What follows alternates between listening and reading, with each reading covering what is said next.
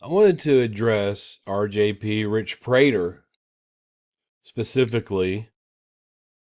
Hopefully, he'll respond under this if he has an answer. If he doesn't, we'll know why. This is back when I was allowed in his groups on his page, which I've never disrespected that man's page ever. Never. I know to behave myself when I go over there. Uh, we even paneled together, and it was really, really kind. But what Rich says is that he had to change his format up a few videos back because he was getting a lot of harassment, a lot of people attacking the family, and so now non-supporters are not allowed there. Period. Even though if you look at the titles to his videos that go way far back, haters are not allowed. Non-supporters will be blocked. This has been for years he's been doing that. But he started letting us in, and we started to question him about some of the things that he was saying politely. And somehow that turned into harassment and attacking the family, which is absolutely not true. We haven't done that. I haven't done that over there, and I've never seen anybody do that over there. I've never seen it. Never. That's just a way for him to justify the fact that he does his lives pre-recorded now. He turns his comments off now, which is typical. Look at Free Darlie on YouTube. The comments are turned off. Look at their groups that they have about Darlie. They're private. You can't get in. It's just a bunch of Darlie supporters agreeing with each other. They don't like to debate the case or stand firm on the things that they put out to the public. They don't. Now, Rich seems to think that Darren is not family. Because he violates his own rule as far as insulting the family. I was just over on Darren's Facebook page the other day, and that wasn't in my own Facebook. I was in one of the ones that they don't have blocked. And I was looking at Darren's Facebook page and I was checking out the likes under his photos of him fishing and stuff like that. There's not a single family member of Darlie's under there. Not a single one. If I was Darren, I would not trust those people now. Because they are actually lightweight trying to make it seem like he had something to do with this crime. Or he did it himself. I particularly do not believe that Darren had anything to do with the crime. I don't believe that he led people to the house and that it was a botched robbery. I'll give you one reason why I don't believe that. One, he wrote the affidavit in 2002 at appeals time. They were hoping the appellate courts would see that and raise enough reasonable doubt to overturn her conviction. And for two, if it was a botched robbery, if you read the affidavit of Darren Routier, he says, I spoke to multiple people about breaking into my home, stealing my furniture, and then I could pay them later. Here's one reason why I don't believe it. Another reason, actually. There was no U-Haul van. Who's coming to rob the whole house with no U-Haul van there? What were they going to load into it? Their pockets.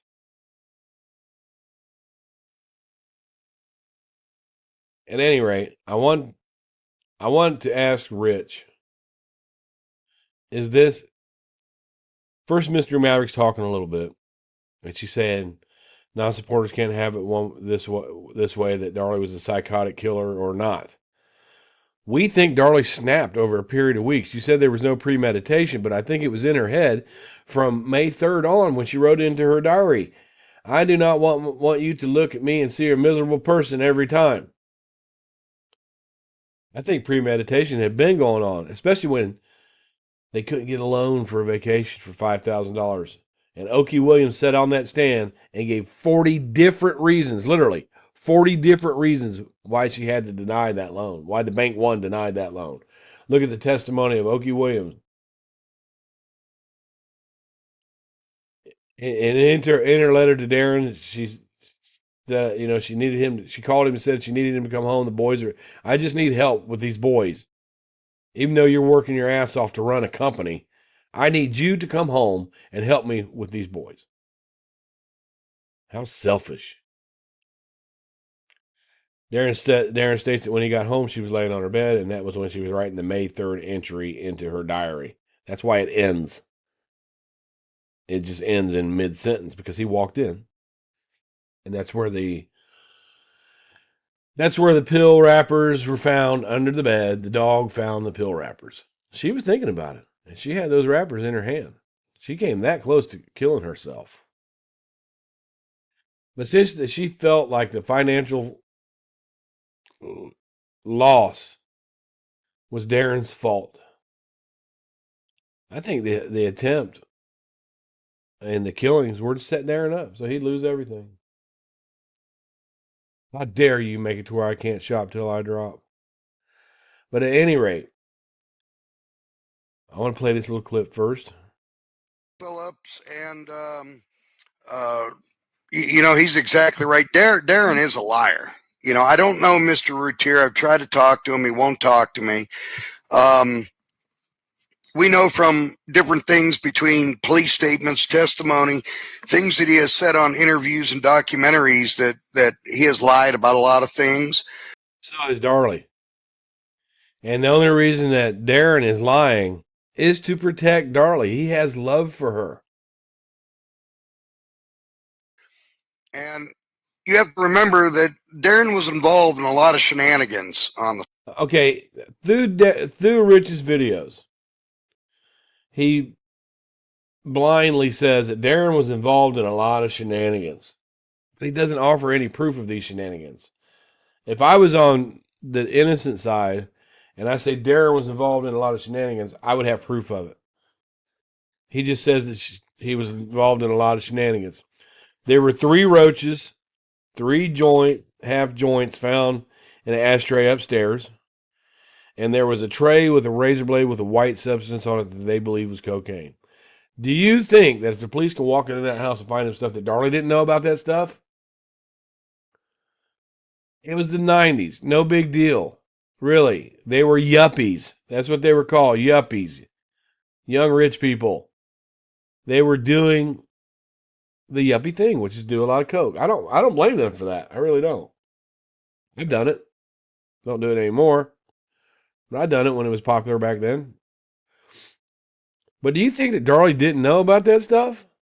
If the roaches were in the ashtray, she had to smell weed. She gave weed away to somebody that she reached into her utility room and gave it to. I can't say who. I don't know. I think it was one of the kids in the neighborhood. Rebecca. I'd have to go back to double check that. But Rich says that we can't insult the family. Don't insult the family. Well, Rich, those are his sons. Forever he has their picture on his arm, along with Darlie's, in a tattoo, a really well done tattoo. So I challenge you, Rich, to name some of these shady things and shenanigans that Darren was into. You can't. You won't. You won't comment under this video telling us what Darren was involved in. You can't. You just make it up out of your head. Side with some bad people. Some bad people. You don't name it. You can't prove it. Barry Fife has been to Darlie's house. Darlie knows him, if that's what you're going to say. And Ben Clayburgh. It's another one who said he's been to their house. Darlie knows them. They smoked pot and did coke together, according to what Beja said. But Beja had a lot of mental health problems, and she was a drug addict, and she was in and out of mental institutions.